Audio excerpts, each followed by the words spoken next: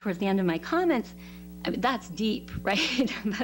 that's saying maybe there's some Jewish influence, but it's at a really level of deep intellectual historical roots. If we're looking for less deep, more immediate manifestations of contemporary influence of Jewish culture, Jewish law on American law, and whether the Kiryas Yol cases exhibit any such thing, I think if the question is sort of the very narrow sociological one, are the Jews who've been involved in the Kiryas Yol litigation, and interestingly, another interesting story to tell, Jews are heavily involved on both sides of these cases, the Supreme Court case as well, have they had an impact? Has Kiryas Yol itself in any really significant way reshaped American law? I would say no. I don't think any of these cases change the face of American law.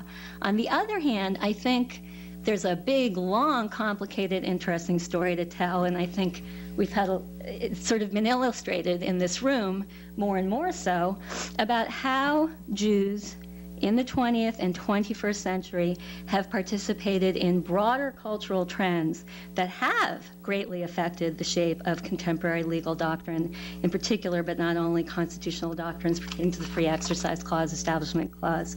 And that's another long, complicated story to tell.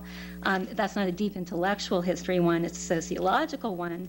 But I'm referring precisely to the divisions of opinion that we've just seen played out between Mark and Nathan, and yesterday between rift. I mean, we could put it very simply, between an Orthodox Jewish take on the proper interpretation and one might even say the more traditional American Jewish position on all of these issues.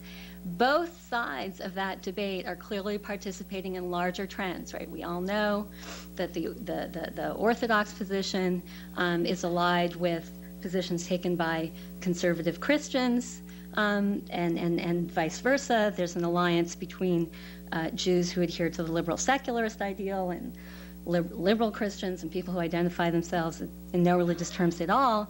There are many, many causes, and I think Mark hinted at some very interesting ones. I just want to, in closing, throw out one additional possible cause. When I think about this from the standpoint of the deep intellectual history story that I would be interested in telling someday, time permitting, I think one could say the following thing.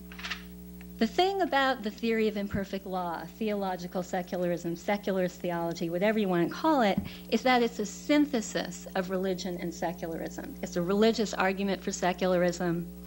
It's a secularist ideal with religious roots. I think one of the things we're seeing happening, and that partly explains the content of the division that we've just seen, is that you're seeing the synthesis of religion and secularism fall apart. I'm just going to summarize what I mean.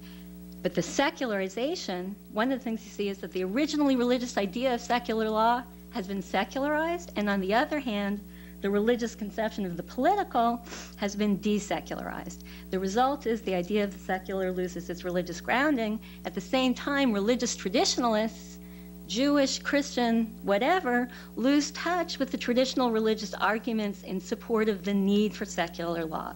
And I think that's part of what fuels this process of polarization, which we've seen ample evidence of in this very own, in the very place where we're sitting today. So I will leave it at that and leave my comments about privatization for another day.